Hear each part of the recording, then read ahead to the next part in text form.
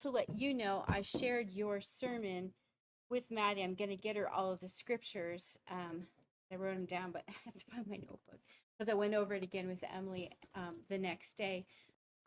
Just talking about basically, and Jordan kind of talked about this when we were talking about another issue, that those who, when you said and I'm bringing this up because this is how it was applied to what was going on in family stuff this week, when you were talking about in Isaiah and you brought up the wicked and versus the righteous, and then even Jordan said, those who do not do God's word, who even those who are practicing different belief systems in a denominational sense, those are considered wicked. Yeah. And that's all I wanted. Not that No, that's. I was bringing up Isaiah. And that is the context. Yeah. I mean, Israel is going off into idolatry, which is them mingling in idolatrous practices while at the same time trying to keep the law. And so that's the thing about it, is you can't hold on to certain principles of the Bible and say, well, I'm doing this over here, and that's going to cover what you're doing over here. In God's view, it's just all wicked. So that was it. Yeah. That in Isaiah, and they're going off into heathen practices, all that, we pictured denomination that same way, because the line gets blurred nowadays. Well, you're Christian, we're Christian. That Catholic lady came up to us on the corner here, and she said, "Oh, this is a great thing you guys are doing. We all need to be doing this together." It's like, Catholic, remember killing us in the dark ages, right? So that's it. We just need to picture them, even though they claim Jesus and they call themselves Christian, that they're the same wickedness that God is telling to go destroy these cities and peoples. Same thing. That's it.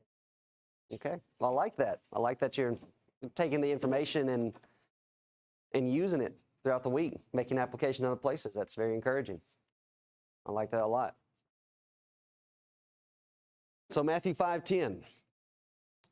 We're moving into a strange piece of information considering everything that we've been through. And we'll address that a little bit more as we move further. But here's what we have. Jesus, in concluding the section of the Beatitudes. Now, you would think if you're going to end your sermon, you want to end your sermon, well, not end your sermon, but end a section of your sermon, you want to end it on a high note. This isn't necessarily a high note, though it is, as we said, the Beatitudes are designed to change our view on certain elements. 5:3 is a change of view of self. I'm poor in spirit. 5:4, blessed are they that mourn. It's changing a view of sin. And so on and so forth. Meekness is changing my view of others and how that I'm going to react to them. And, everything about righteousness, about what life is all about, changing the view of peace, making peace and what our objective is here on this earth. To where now, when we get down to this realm of being persecuted, it's even changing our view on that. That most of the world would view persecution as a bad thing. Well, we don't want to be persecuted. But Jesus is changing our view on that to where, listen, it's not the end of the world if you find yourself being persecuted. And this is an important study today, considering how most of our brethren would view if you found yourself in a lot of the situations that the apostles found themselves in. If you had a preacher going to jail today, most of the brethren would be saying, what's wrong with you? And it's really no, what's wrong with you? That you don't see this as being a part of this. Jesus is setting it out very early in his teaching, in his preaching. This is going to be a part of Christianity. So we want to hold in on this word of being persecuted. It's the Strong's number 1377. Dioko, a prolonged and causative form of a primary verb dio. So you have two different Greek words being put together. Dio by itself means to flee, and then you compare the base of 1169 and 1249. But when you have it being placed together with dioko, it's the idea to pursue, literally or figuratively, by implication, to persecute, to ensue, to follow after. given to suffer persecution or persecute persecution to press forward. So when we're considering this word to persecute, it does not simply, well, let me just ask you, when you think of the idea of being persecuted, what kind of, like you kind of picture it as being just a one-time event, like, okay, persecuted and then it's done? Kind of like a punishment, you're getting spanked and that's kind of it. But the word actually carries with it the idea that no, this is not a one-time situation. I've always pictured it myself as something that's a continuous. Okay, that's good. That it goes around and it's just a constant thing that happens. Okay, that's good, because that's exactly what it is. It's not a situation where, okay, so like we did in our evangelism class with Acts chapter 5, where the Sanhedrin pulls Peter, James, John, all the apostles in, they beat them, and then they send them home. It's like, okay, we're done. No, they're going to continue to pursue after them. So this persecution is not a one and done thing. It's something that's going to follow you. They are going to come after you, and they're not going to stop. In secular Greek, it describes those who are harassed or hunted as spoil. The term is properly used by wild beasts pursued by hunters, or of an enemy or malefactor in flight. Now, you just think about it from this aspect. They have it with, a wild beast being pursued by a hunter, okay? But let's put it in just in animal terms. How long will a lion stalk its prey? Yeah, until it gets it. It's not going to stop until it has retrieved what it is that it's actually trying to go after. So once it chooses its prey and pounces, if it doesn't get it, it's not just going to give up. It's going to keep going. That Jesus is describing to his disciples, and for us today, that is the atmosphere that we are in. Now, we might be looking at this and saying, but if I'm a peacemaker with everything that we've just gone through, poor in spirit, that's humility, mourning over sin, being meek, hungering and thirsting after righteousness, being pure of heart, striving to be a peacemaker, why would I be persecuted? Well, as you brought up last week with regard to the peacemaker aspect, there can only be peace when it's through righteousness, and it's only when all parties are pursuing godly righteousness and peace. And if one deviates from that, then there is no peace. Okay. By the very fact of us doing these things, that is going to be condemnation to people that are not. It's just the basic principle.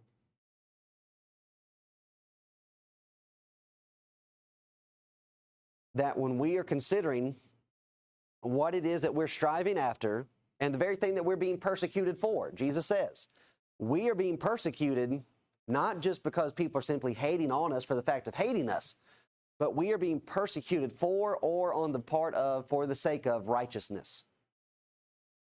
We are striving to live righteously. People around us are not striving to live righteously. Thus, they are going to be envious. And they're going to hate us just for the fact that we are good people. And we can see that being illustrated all throughout the Bible.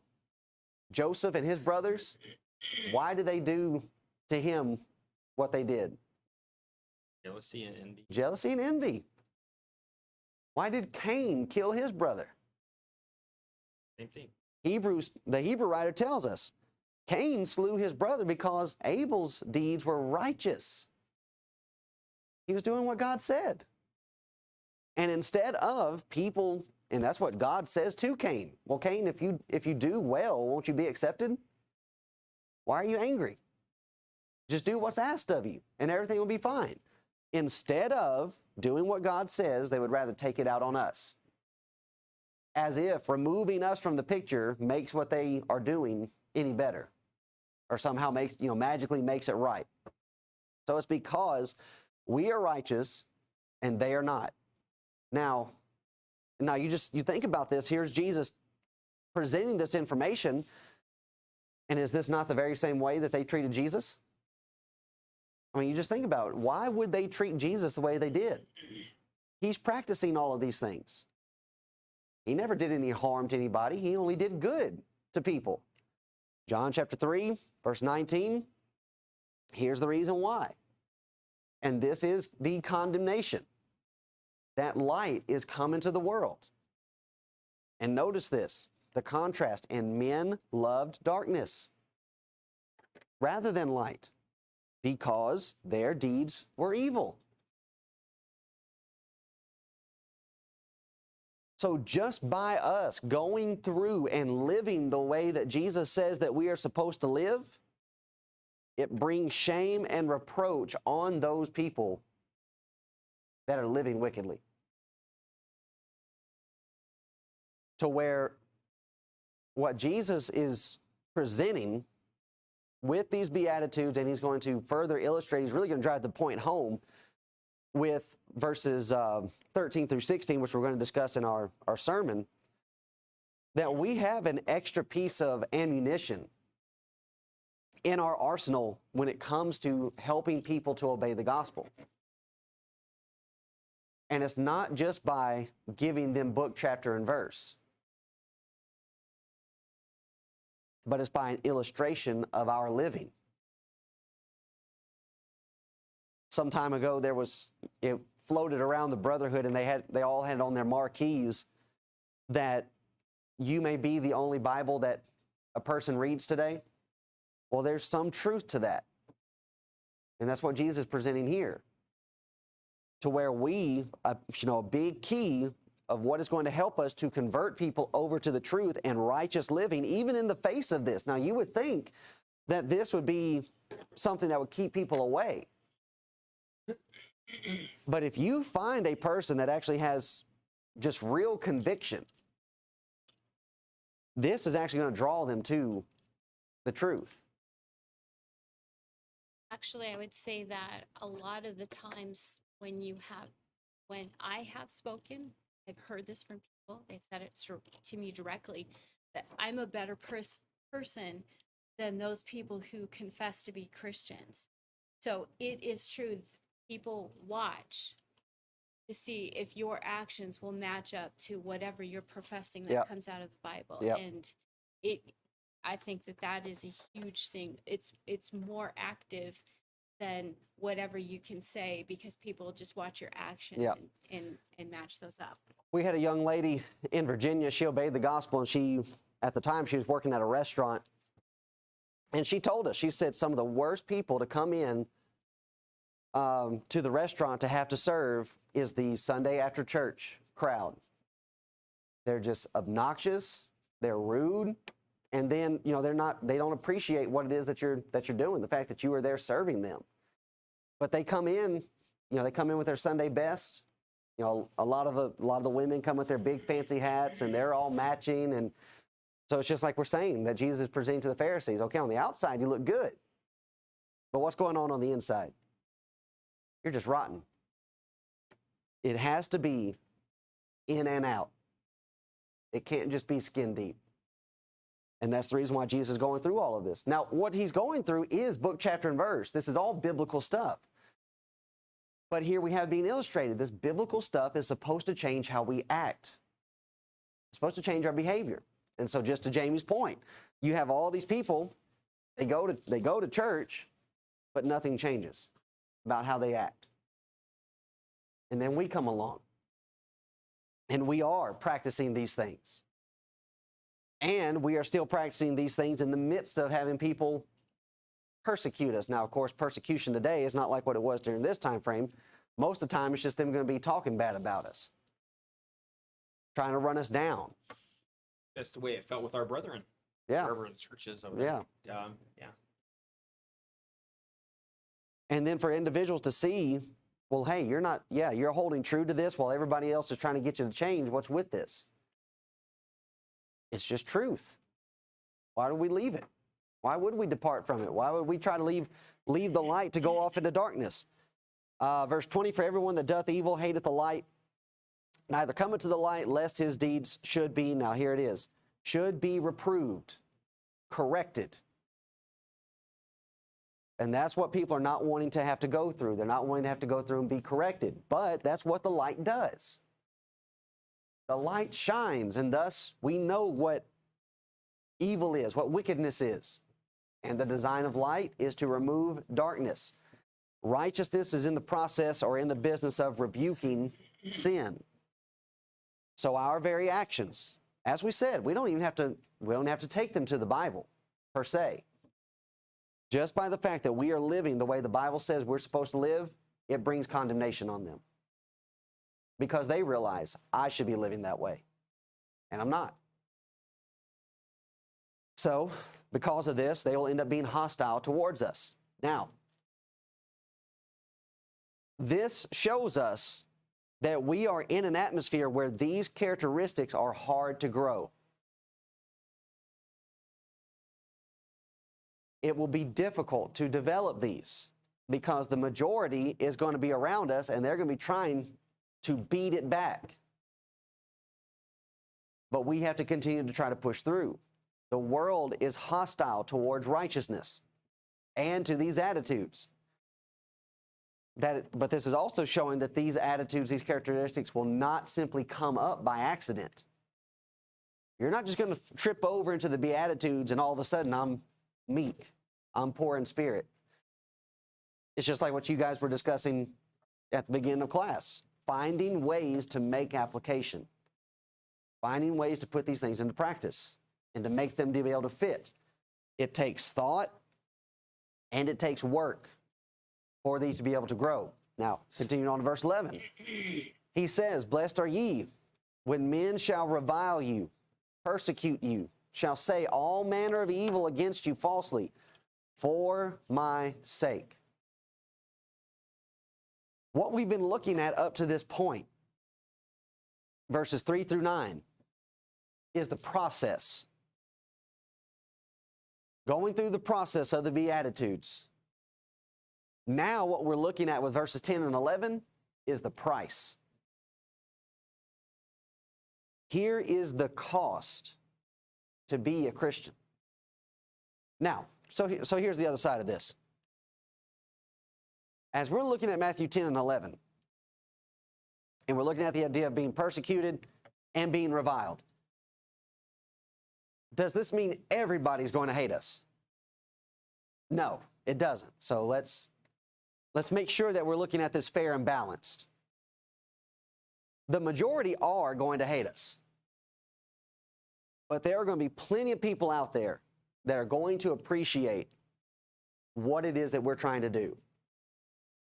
Even in the book of Acts, in Acts chapter 5, where we have right after the death of Ananias and Sapphira, it says, okay, some continued to disbelieve, they weren't going to come, and they were still indignant towards the apostles and what they were doing, but there were still some that magnified them and recognized them as being of God.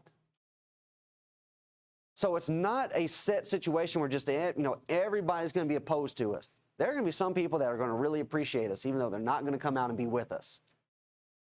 I was just going to remind you of the story you told us when you and your family's under persecution, and some gentleman came along right. and heard it, and went and saved your family from impending doom. Yeah. And he wasn't a member of the church, but he, just because he protected your rights, Yeah. or whatever reason prompted him to do that. Yeah. So when we're considering, being a Christian, it's not all doom and gloom to where it's just, well, everybody's going to be opposed to us. It's not everybody, though it is going to be a large section, and we have to be ready to carry that. We have to be ready to take that as a real possibility. That we do not. And so here's the reason why so many, a lot of people are not really willing to develop these attitudes all the way, is because they realize it costs too much. But if you just think about it, what we're really discussing, let's move it from the realm of Christianity. What we're discussing is the cost of just being a good person.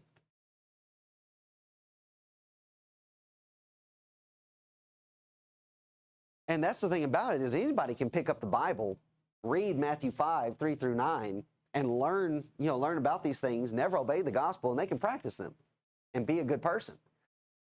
Doesn't mean they're going to heaven. But anybody can pick this up and read this and do it.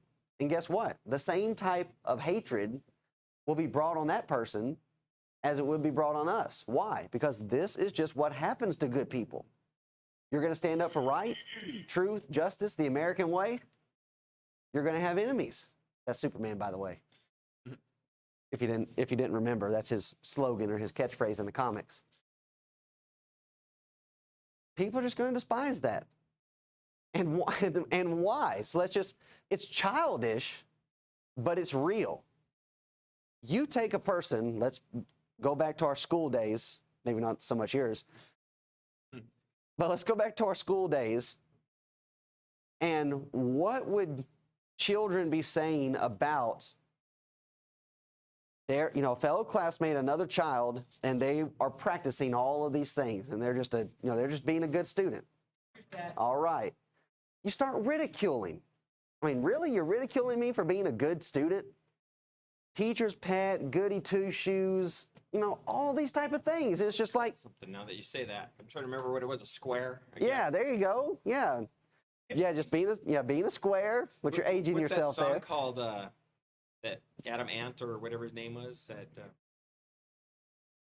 I sure wasn't.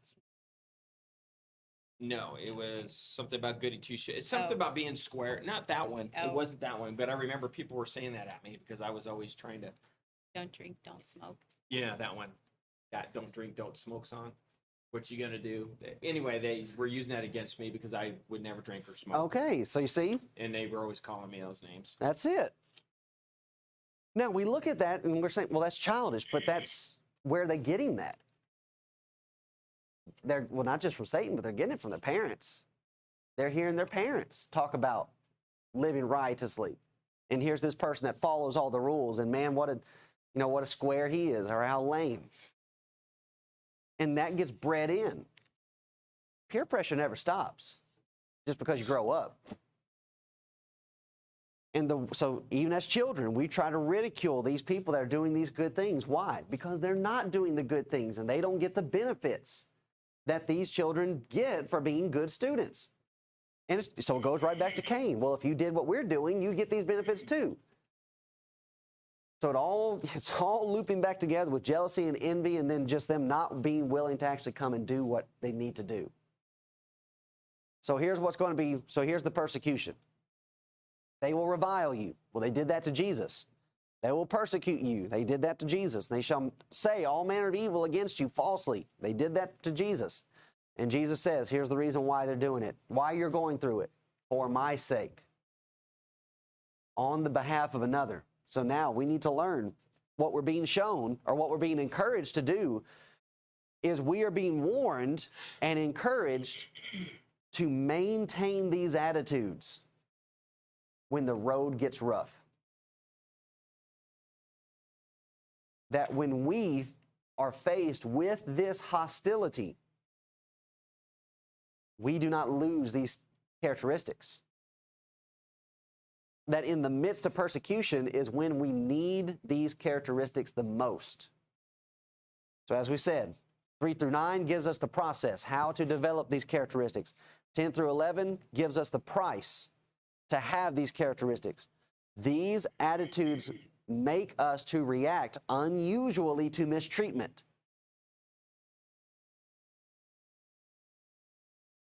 That if we were just put ourselves in these situations, people being persecuted, reviled, spoken against falsely, how would we react?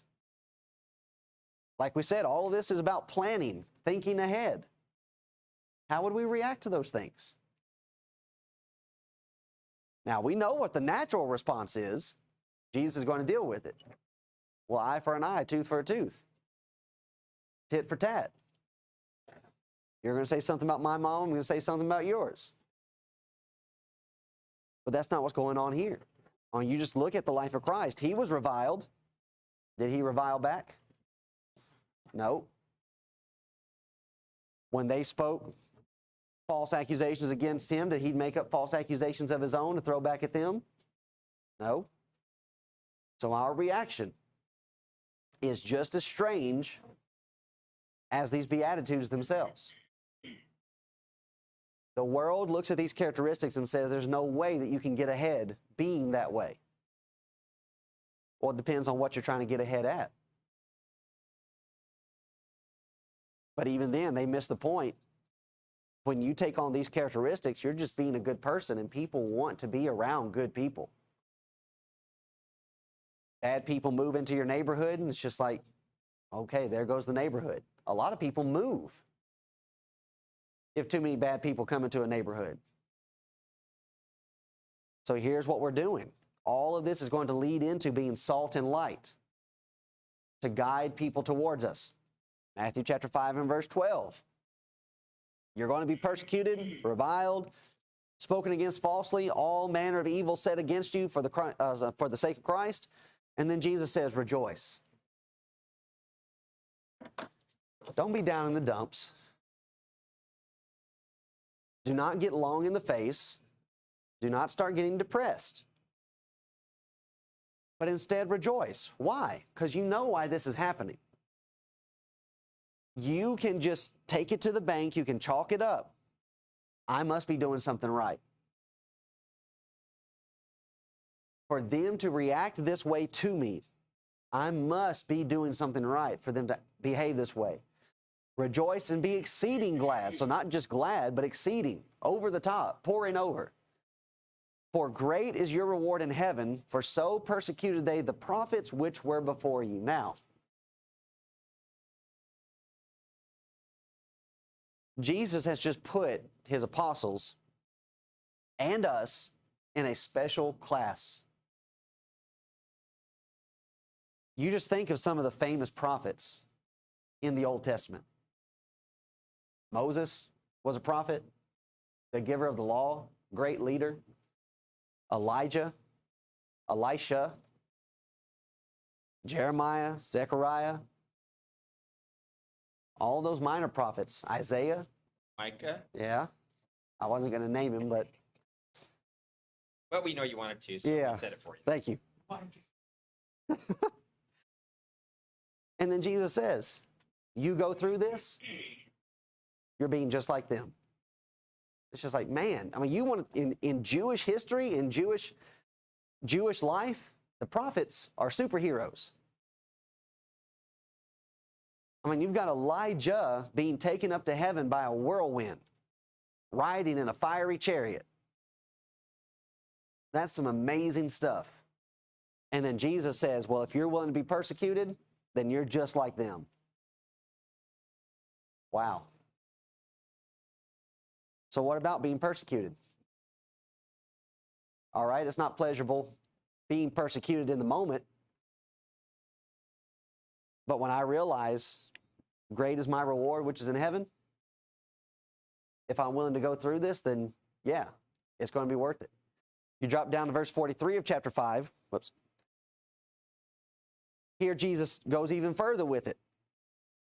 You have heard that it hath been said, thou shalt love thy neighbor and hate thine enemy. So here he's addressing the Jewish people of the day. When we're considering, well, you know, how do we do this? Here's what we have being presented. The Jews, Pharisees, Sadducees, they're saying, well, you love your enemies and love your neighbor and you hate your enemy. Jesus comes along and says, but I say unto you, love your enemies. Bless them that curse you. Do good to them that hate you. Pray for them which despitefully use you and persecute you. Now, how are we supposed to do this? You go back to the previous attitudes. It's all connected. That when you see yourself and you see sin for what it is, and you see how important righteousness is, you then look at all of these individuals and what they're doing, and you see it from a different perspective. You see it from a different light. That in going back to this image that we have here of this lion and the stalk and this zebra, and we put this in the perspective of us. this is the world hunting after us, but is there not actually somebody else that's hunting after the world? And that's what they don't realize, is while they think that they're hunting us, they forget that there's somebody hunting them. There's always a bigger fish. And so so you remove us from this, from this perspective, and you turn the tables and you start realizing, wow, they're being hunted just like we're being hunted. They need help just like we're asking for help from our persecutors. You start viewing your enemies differently. Now, it's interesting how that Jesus even uses these terms. Love your enemies. It doesn't change the fact that they're enemies. So even early on in Jesus' teaching and his preaching, he's using military terms. We have enemies. And if you're in wickedness, you are my enemy. But am I going after you with weapons of flesh and blood? No. I'm realizing you are my enemy because you're overtaken in sin. And the way that I'm going to remove you from being an enemy to being my friend and being my brother is I've got to bring you over to righteousness.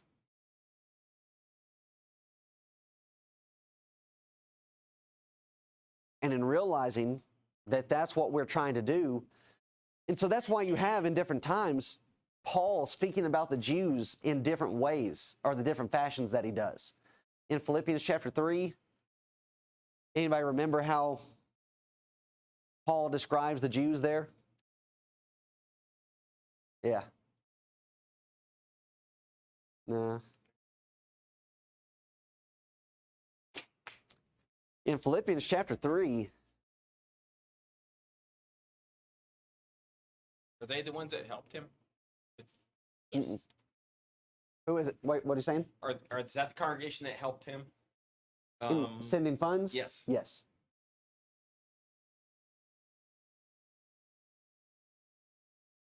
Okay. And that's at the beginning, right? Yeah. Okay.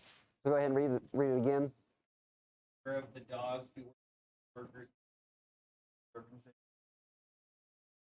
So in Philippians 3, and I was down at the other section, but I knew this was here. He says in verse 3, for we are the circumcision. And he says over here, beware of the concision, which is false, the false circumcised.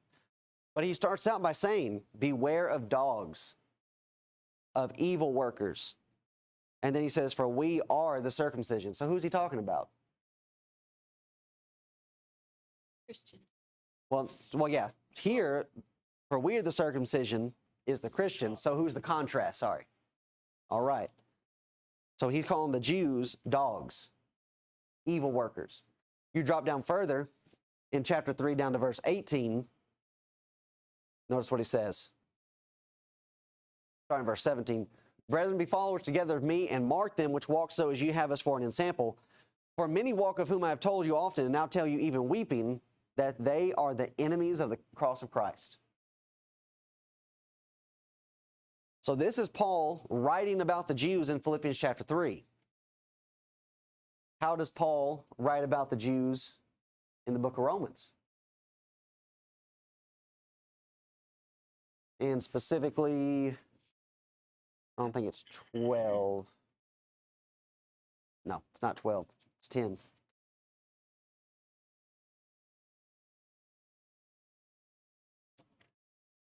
Brethren, my heart's desire and prayer to God for Israel, the Jews, is that they might be saved. For I bear them record that they have a zeal of God, but not according to the knowledge of God. This is our desire, but it does not change the reality of who they are. He wants them to be saved, but until they are saved, they're the enemy. And what do you do with an enemy?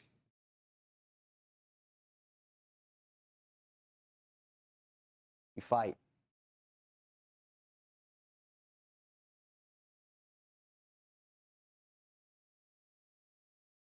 But again, what we're fighting with are these characteristics. So while they would try to revile, beat us physically, we don't retaliate that way. We don't fight that way. We don't play their games. We are simply living the way Jesus says we're supposed to live. And that's how we're going to win. But too many people think, well, if it's going to come down to blows, then that's what we're going to have to fight with. No, that's not what I have to fight with. As we said, we go back to our previous attitudes, to the previous things that we're looking at. How are we to love enemies, bless them that curse you, pray for them that despitefully use you? We've already looked at Matthew 5:5. Blessed are the meek, for they shall inherit the earth. What does it mean to be meek?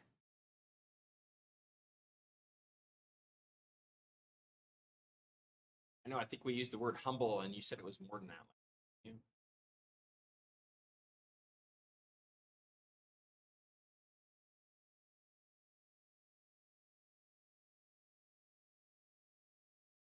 I believe the humble part was with the poor in spirit, because we were looking at it from, well, how is a person humble?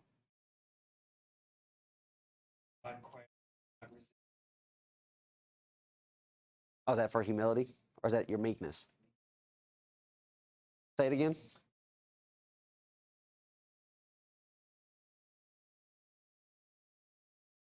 Others'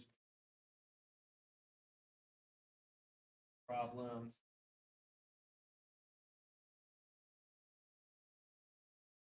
Okay, it's the middle one. Meekness is strength under control, and that for the interest and concern for others. And who was the example? We looked at a few examples, but I know, I'm pretty sure David was one. But remember about Moses in Numbers chapter 12? Aaron and Miriam speak up, and they speak against Moses. Miriam is struck with leprosy, and Moses' immediate response was, Lord, heal her. Well, Moses, why would you do that for somebody who's speaking against you falsely, who's reviling against you? It's because I'm looking at this with a bigger picture. That it's not really anything personal. It's just that they are getting caught up in something that's needing to change. To where even with these Jewish leaders and what they're doing to Christ and what they're going to do to the apostles, looking at the bigger picture, that it's the devil behind the scenes, and this is what sin does. To where these Jewish leaders are like puppets on a string. And we're trying to come along and snip those strings so as to set them free. But that takes a lot of work. It's a very difficult thing to do. Was there something rolling around? A little bit. Basically, I think in my mind, it kind of summarizes with the idea that when you're going through these Beatitudes and you're changing how you view everything that you do in light of getting others to heaven, because that's your job as soldiers of Christ. Yeah. Meekness also can be, for our lay person's terms, be selflessness. Yeah. Because everything you do, you don't respond in the way that you used to in your old life. You've put that aside, and now you have to kingdom, which means helping our enemy to become our friend. Yeah. And not responding in the way that you might have selfishly took in your former life before you were a Christian. And just putting all of that aside and controlling your natural reaction to tit for tat. Yeah. And that is crucial, because you find yourselves in problems with people, and usually the stuff that they want to throw out at first is just a smoke screen.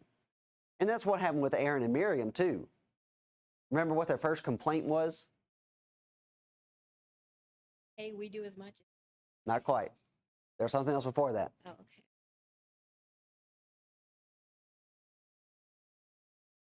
They brought up something that really was not even connected to what the real problem was. Was it the circle? Uh-uh.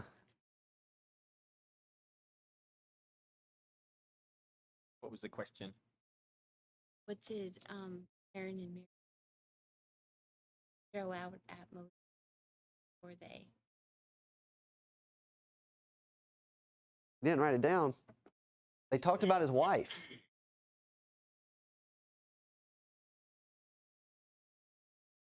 Yeah. Why have you married this woman? And it's just like, what does that have to do with anything? So you see, it's them that might have been something that was rubbing them the wrong way, but it wasn't the real issue. People, so we're learning a lesson in dealing with people. That's how people do. Instead of dealing with the real problem, I'll throw out all these little things that don't matter so as to get you riled up and to get us in a fight. And it's just like, I don't have to respond to that. Why would I even respond to that? And number one, what is making you throw that out? So it's a thing, it's like, we're not going to chase this rabbit. Why are you even bringing that up? What's really going on? That's what meekness does. And being able, so like we're saying, all of this to be able to look at the deeper issues and to look at really helping people. Well, here's what you said, but I don't want to chase after that. It's like, what's behind that? What is it that's causing you to want to say that to me? And it always leads into something deeper. So even with what's going on here, with Pharisees, Sadducees, so on and so forth, for them to behave the way that they are behaving and saying the things that they're saying, it's just like, what's behind that? Well, what's behind it is the fact that you're in sin. And so that's what we're having to get down with everybody that we're meeting and we're discussing with. It's like, look, this isn't just a matter of you're doing something that I don't like. We are people that are standing for righteousness. You are in sin. I don't like sin. So we need to fix this. 1 Peter chapter 4 and verse 12. Peter writes, Beloved, think it not strange concerning the fiery trial which is to try you as though some strange thing happened unto you. But even Peter writes, But rejoice, inasmuch as ye are partakers of Christ's sufferings, that when his glory shall be revealed, ye may be glad also with exceeding joy. So Jesus puts us in the categories of the prophets. Peter then puts us in the category of being with Christ. If ye be reproached for the name of Christ, happy are ye, for the Spirit of glory and of God resteth upon you. On their part he is evil spoken of, but on your part he is glorified. But let none of you suffer as a murderer, or as a thief, or as an evildoer, or as a busybody in other men's matters. Yet, if any man suffer as a Christian, let him not be ashamed, but let him glorify God on this behalf. The suffering that we are to endure is not to be self-made. I do not need to be going out here and making my own trouble, making my own suffering. And a lot of people do that for themselves. And then they want to try to turn around and say, well, I'm being persecuted for the cause of Christ. No, you're not. You're being persecuted because you are involved in some form of wickedness. You have some individuals that they just have bad dispositions. They just have bad attitudes about life. And so thus nobody wants to be around them. But this, the whole idea is coming from this because you're not producing these type of traits. John chapter 15, verse 18. Jesus, so we're looking at Matthew chapter 5, the beginning of Jesus' teaching. Now here we are getting close to the end. And notice what Jesus is bringing up again. If the world hate you, ye know that it hated me before it hated you. If you were of the world would love his own. But because you're not of the world, but I have chosen you out of the world, therefore the world hateth you.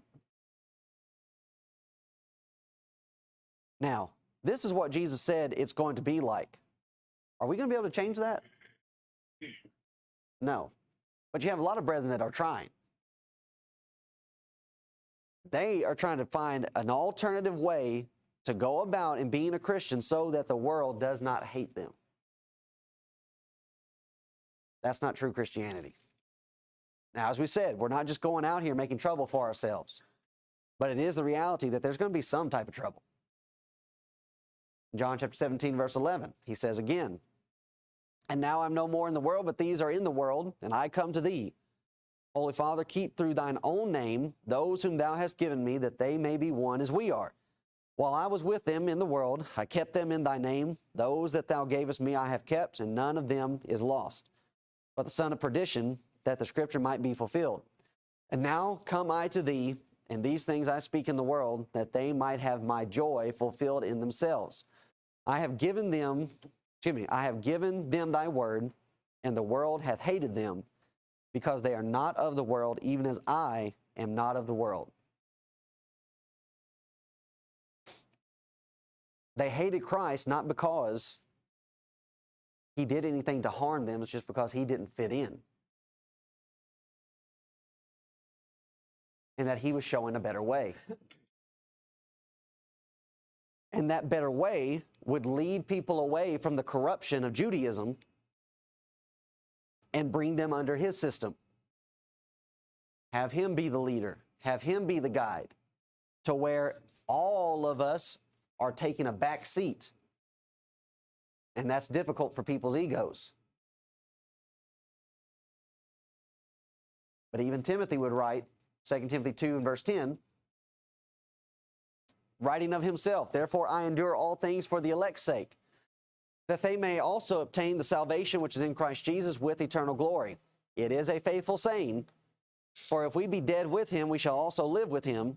If we suffer, we shall also reign with him.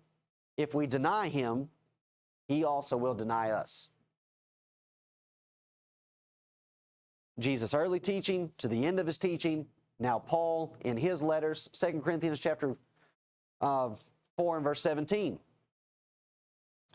Paul writes about in 2 Corinthians chapter 4 about our light affliction, which is but for a moment, worketh for us a far exceeding and eternal weight of glory.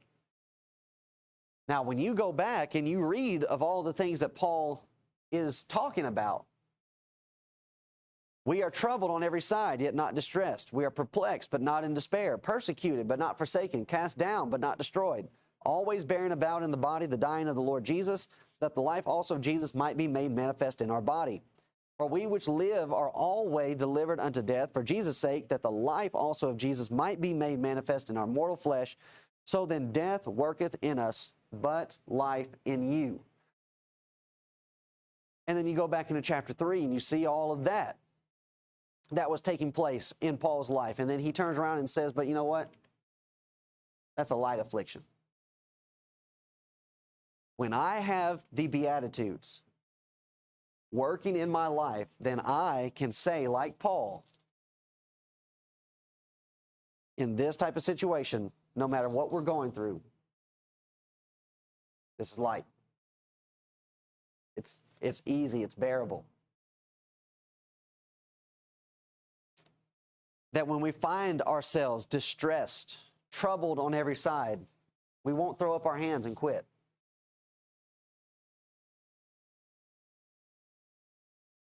And this is what it took for the church to spread in the book of Acts. It's these attitudes that are going to need to be in place if we're going to have the church grow in Ronan. For people to be able to see this. 2 Corinthians chapter 1 and verse 9. Paul writes again, but we had this sentence of death in ourselves. For what purpose? How is this a benefit? Why would we rejoice in these things? Here's the lesson that we get to learn when we go through persecution. That we should not trust in ourselves. When I am finding myself at the bottom, that is the best place for me to learn that I can't do this on my own. That we should not trust in ourselves, but in God, which raiseth the dead. That even if they decide to take my life physically, that, like we said, we'd be ready to lay it down. 2 Timothy 3:12. Yea, and all that live that live godly in Christ Jesus, you can just take it to the bank, shall suffer persecution.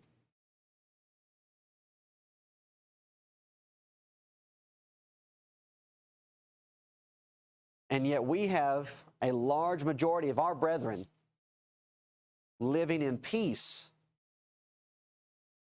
I say peace. It's really not peace. Living at ease.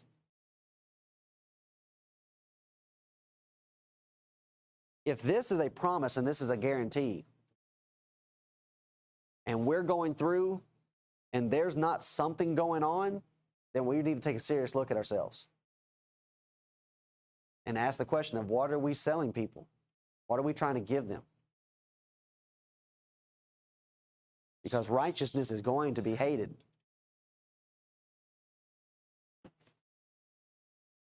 And like I said, it doesn't need to be a situation of them coming at us with torches and pitchforks.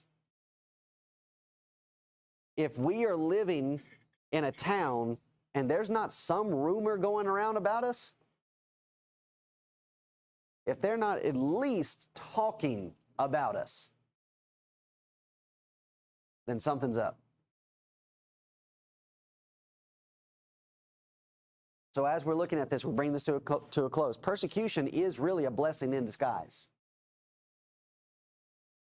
Because the first blessing, the first thing that we can consider is that it's by the means of opposition which the persecutors, encounter, the Lord's people become the better acquainted with their own infirmities. I start learning real quick what my weaknesses are when I find myself being persecuted. What our infirmities are and needs. And thereby they are made conscious that they cannot stand for a single hour unless grace upholds them. That as I go through these trials and I go through these fights and I go through these skirmishes, it's just like anything else, any other form of training. You go through training and you find out, okay, my left jab is not as strong as it should be. I need to work on that. Or my blocking is pretty weak. My endurance, I'm getting out of breath. Okay, I need to start building that up. That's what all of these things are designed to do. It's not designed to show us how good we are. It's designed to show us where we need to get better. And then second, by persecution, they are often kept from certain sins into which they would most likely fall were the wicked at peace with them. When you're living life on the edge, like these brethren were in the first century, to where you could die any day, which that's still the reality for us, even though it's difficult for us to come to terms with that. But the reality that, okay, I'm being chased and people are trying to take my life, then what about committing certain sins? You're not going to do that because the pressure's on. Whereas when you find yourself at peace, and that was David's problem. David was at home when he should have been at war. And because he's just lounging around with nothing to do, I'll go up on the housetop and what do I see? Oh, there's a woman bathing. It's when we allow ourselves to be relaxed, comfortable, our guard goes down, that these areas come in. So the rough usage they receive at the hands of the worldly makes impossible that friendship with them which the flesh craves. And then third, such persecution affords the believer opportunity to glorify God by his constancy, his courage, and fidelity to truth. That we believe in this so much that we would offer ourselves to be ridiculed. Not only be ridiculed, but if it came down to it, to have people put their hands on us. Take us off to jail. Bring us to court falsely. And then, of course, we need to look at the promise, the blessing. For theirs is the kingdom of heaven. So it's the same promise that was given to the poor in spirit in verse 3. That's what the goal is. To gain entrance and citizenship into the kingdom.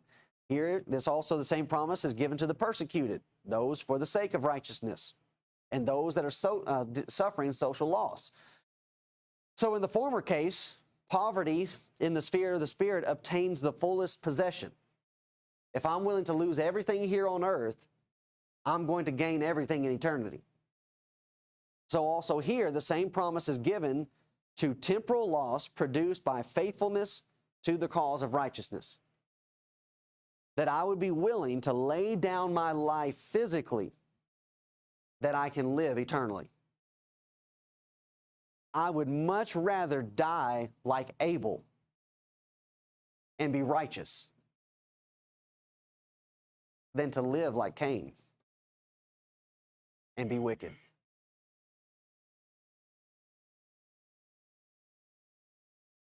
Its privileges and its blessings are being given to this class of people that will go through these things. Romans 14:17, Paul says, for the kingdom of God is not meat and drink. It's not that which is physical.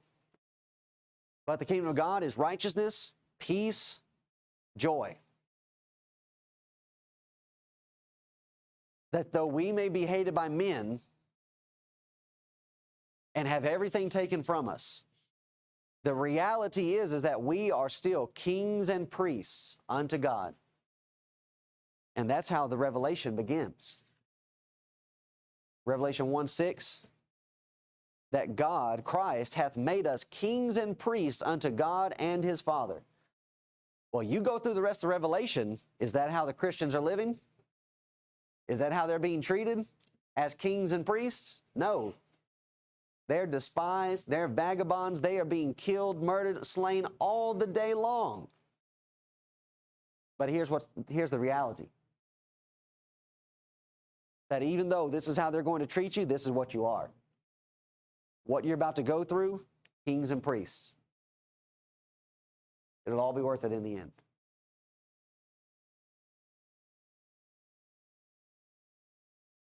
So that's persecution.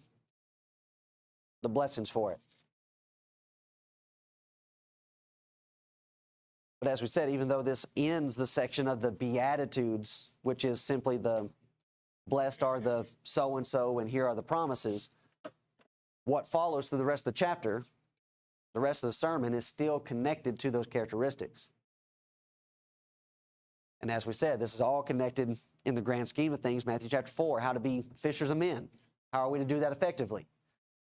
Takes the Beatitudes. And then Jesus is going to give us another illustration in 13 through 16, which we'll look at in just a moment,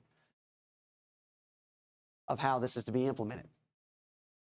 So any thoughts, questions, comments on persecution, suffering, blessings that come with it?